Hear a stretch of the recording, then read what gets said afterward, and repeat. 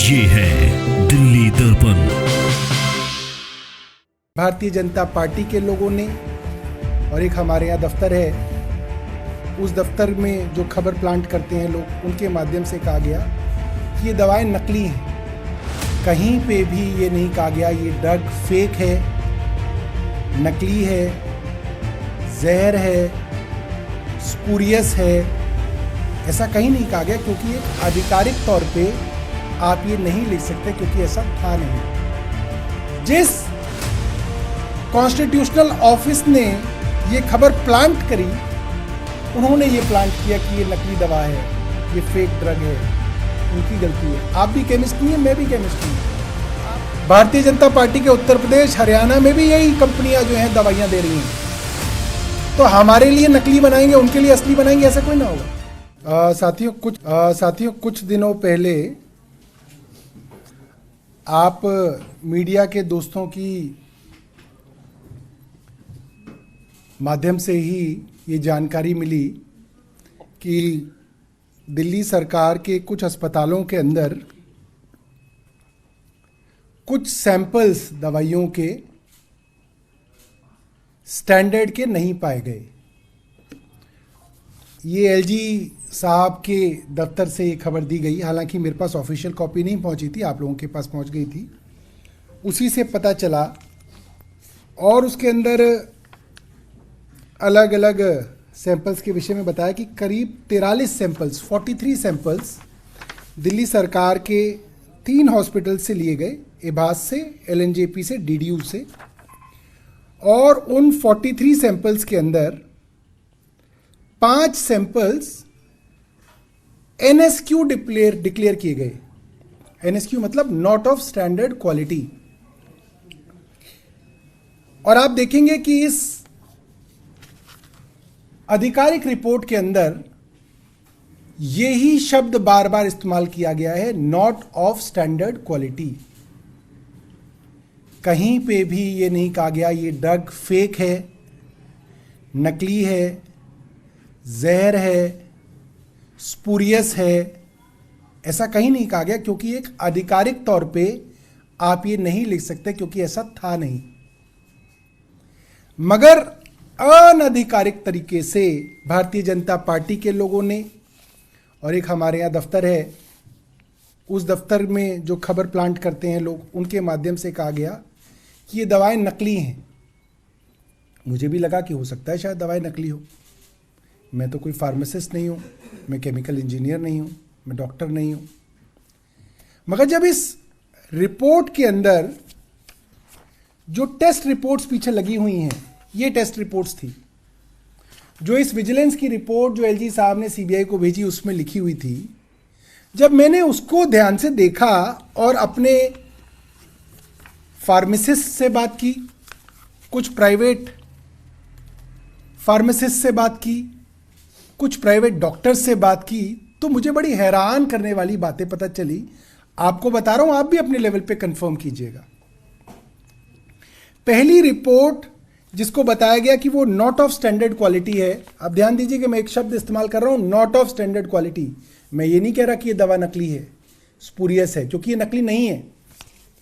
नकली वो होती है कि मैं आपको दूं दवा पेट दर्द की, आपका पेट दर्द ठीक ना हो तो वो नकली है, या आपका पेट का दर्द और बढ़ जाए तो वो और भी ज्यादा नकली है। या स्पूरियस होती है कि ये दवा बना तो फलां कंपनी सकती है, मगर किसी लोकल कंपनी द्वारा इसकी एक कॉपी बनाई जा रही है, उसको स्पूरियस कहा जाता है। फिर हार्मफुल हो सकती है कि भैया ये तो जहर ही एक तरीके का, जो आपको दे दिया तो आप तो मर ही जाओगे, या आपको गंभीर बीमारी हो जाएगी, ऐसी दवा दे दी। ऐसा कुछ भी नहीं है। अब मैं एक एक करके वो टेस्ट रिपोर्ट पढ़ता हूं जो विजिलेंस विभाग ने एलजी साहब को और एलजी साहब ने सीबीआई को भेजी है। इसमें पहली दवा है जो एबास से उठाई गई, पेंटाप्रेजोल। ये दवा गैस्ट्राइटिस के लिए ली जाती है। अब आप देखिए इसके अंदर कौन कौन से मापदंड हैं कि वेट इसका ठीक है, हाँ ठीक है, यूनिफॉर्मिटी ऑफ वेट ठीक है, ठीक है, एस्से टेस्ट, कंटेंट्स, सॉल्ट। सबसे बड़ी चीज जो किसी दवाई की होती है वो ये होती है कि उसके अंदर जो सॉल्ट है, हर दवा एक सॉल्ट से बनती है, केमिकल से बनती है, वो सॉल्ट जो है वो उसकी दवा होती है। कंपनी के नाम अलग अलग हो सकते हैं, कई बार अलग अलग कंपनी से एक सॉल्ट भी मिलता है एक ही तरीके का। तो इसके अंदर जो सॉल्ट है उस सॉल्ट का नाम है, उसको कंटेंट बोलते हैं, वो है पेंटाप्रेजोल सोडियम। ठीक है, इसकी क्वांटिटी क्या होनी चाहिए, ये बोलते हैं कि 40 mg की, कहते हैं ना 40 mg वाली दवाई दे दो। तो 40 mg की दवाई की जो कितने mg मिलीग्राम इसके अंदर दवाई होनी चाहिए, वो 10% इधर या 10% इधर तक चलती है, जिसको इसकी रेंज बोलते हैं। तो इसकी लोअर लिमिट 36 mg थी, अपर लिमिट 44 mg है ये दवाई 40 mg की। ये दवाई के अंदर जो एक केमिकल है सॉल्ट है, ये 42.34 mg था, यानी कि इसके अंदर जो दवा होनी चाहिए वो दवा थी। अब कहा जा रहा है साहब ये स्टैंडर्ड क्यों नहीं है, तो सबसे नीचे छोटा सा लिखा हुआ है स्टैंडर्ड क्यों नहीं है। आप ये देखिएगा, मैं हाईलाइट कर रहा हूं, आपको ये व्हाट्सएप से भेजेंगे। ये कहते हैं in the opinion of the undersigned the sample referred to above is not of standard quality as defined in the act and the rules made thereafter thereunder for the reason given below with respect to dissolution. अब dissolution क्या होता है, इस पे आता हूं। Dissolution का मतलब यह है कोई दवा आपने ली, आपके पेट में वो कितनी देर में घुली। अगर कहा जाए कि इस दवा का डिसोल्यूशन 25% खराब है, तो उसका साधारण भाषा के अंदर जो मुझे समझाया गया और मैं आपको बता रहा हूं कि वो दवा आपके पेट में 30 सेकंड में चाहिए, भाई नहीं है। क्योंकि मैं देख रहा था कि कई अखबारों के अंदर लिखा गया इसके बारे में, फेक मेडिसिन स्कैम। फेक तो तब होगी जब वो दवाई जिस कंपनी को बनानी थी वो नहीं बना रही, किसी और ने बना के एक नकली चीज दे दी, ऐसा कोई ना है ना। ये स्पूरियस है, मैंने हिंदी के अखबारों में पढ़ा, उसमें लिखा नकली दवाई घोटाला, नकली दवाई मामले में ये हुआ। अरे भाई नकली कैसे लिख दिया, आप नहीं लिख सकते, और इसमें आपकी गलती नहीं है। जिस कॉन्स्टिट्यूशनल ऑफिस ने ये खबर प्लांट करी, उन्होंने ये प्लांट किया कि ये नकली दवा है, ये फेक ड्रग है, उनकी गलती है। आप भी केमिस्ट नहीं है, मैं भी केमिस्ट नहीं हूं, आपने भी फार्मेसी नहीं पढ़ी, मैंने भी नहीं पढ़ी। और वो जो 2 करोड़ दिल्ली की जनता है, वो गरीब बेचारे जो लोग अस्पतालों के अंदर लंबी लंबी लाइनों में लग के अपना इलाज कराते हैं, दवा लेते हैं, उन लोगों को भी लगेगा पता नहीं कौन सी नकली दवाई खा ली हमने, पता नहीं हमें क्या हो जाए। तो ये एक बड़ी जिम्मेदारी का काम है। इसीलिए आप सब लोगों को मैं बताना चाहता हूं, और आप लोगों के माध्यम से मैं जनता को बताना चाहता हूं कि ये दवाई ना स्पूरियस थी, ना नकली थी, ना फेक थी, ये कुछ मापदंडों के अंदर खरी नहीं उतरी। अब ये कहा जा सकता है भाई ये मापदंडों में खरी नहीं उतरी तो क्या हुआ, ये एक नॉर्मल प्रोसेस है। मैंने मंगवाया अपने डिपार्टमेंट से, मैंने कहा भाई तो नॉर्मली तुम टेस्ट करते रहते हो, कह रहे सर हम करते रहते हैं। तो ये नॉर्मली सब स्टैंडर्ड की पाई जाती होंगी, हर सरकार में पाई जाती हैं।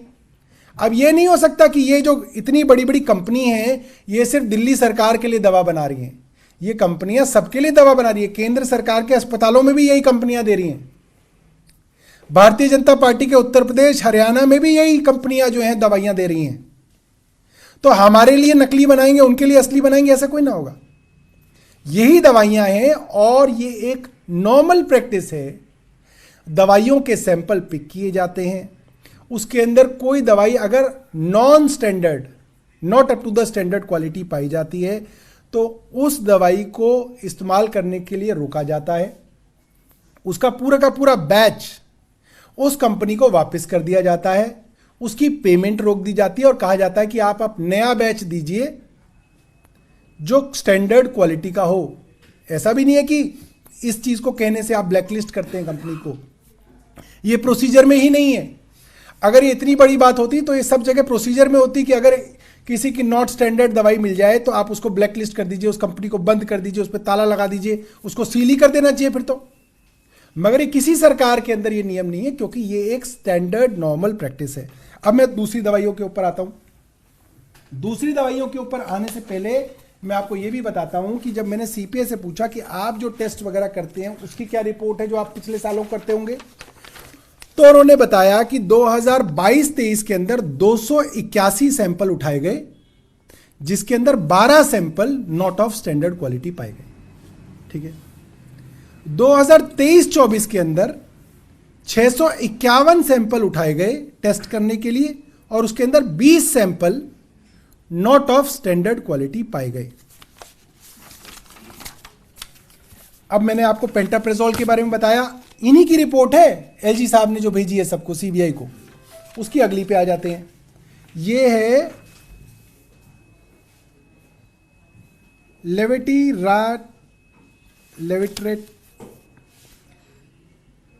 लेवेटिरेवेटम।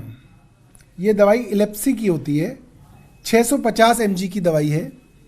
इसके अंदर जो दवा का जो सॉल्ट है वो इसके अंदर बराबर क्वांटिटी के अंदर है, इसके अंदर दवाई है। सिर्फ इसके अंदर होना चाहिए था 500 mg और ये 90 to 110% के इस लिमिट में आना चाहिए। इसके अंदर मिला 96.89% ये सॉल्ट, यानी कि ये स्टैंडर्ड क्वालिटी का सॉल्ट इसमें है, दवा इसमें है। मगर ये भी जिस टेस्ट में फेल हुई है वो डिसोल्यूशन टेस्ट है, यानी कि पेट में घुलने वाला टेस्ट। अब इसकी अगले पे आ जाते हैं।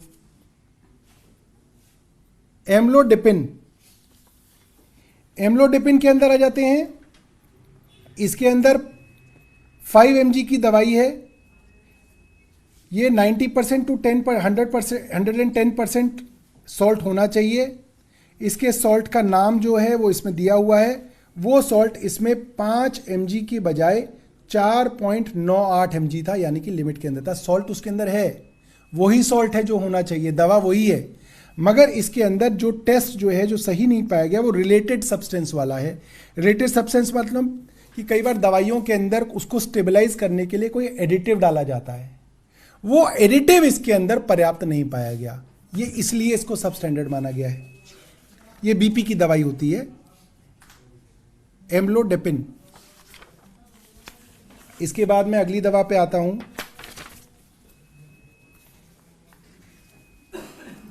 सेफेक्सिन। ये एंटीबायोटिक है। इसके अंदर जो सॉल्ट है इसके अंदर सॉल्ट कम पाया गया। ये एक दवा है जिसके अंदर जो सॉल्ट है 4 mg का क्लेम था कि 4 मिलीग्राम इसके अंदर सॉल्ट होना चाहिए। इसका मतलब ये 3.6 mg तक भी मान्य होता, मगर इस दवा के अंदर ये सॉल्ट 3.25 mg पाया गया। ये एक एंटीबायोटिक है, इसके अंदर ये पाया गया। कोई नकली का क्लेम नहीं है, कोई स्पूरियस का क्लेम नहीं है, कोई फेक का क्लेम नहीं है। फिर आ जाते हैं नेक्स्ट दवा के ऊपर,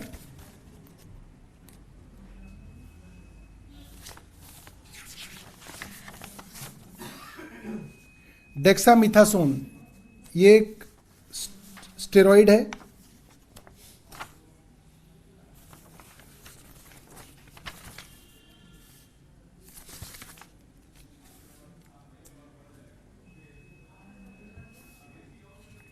ये जो मैंने आपको बताया ना 3.25 mg वाला, ये स्टेरॉइड का था, माफ कीजिएगा।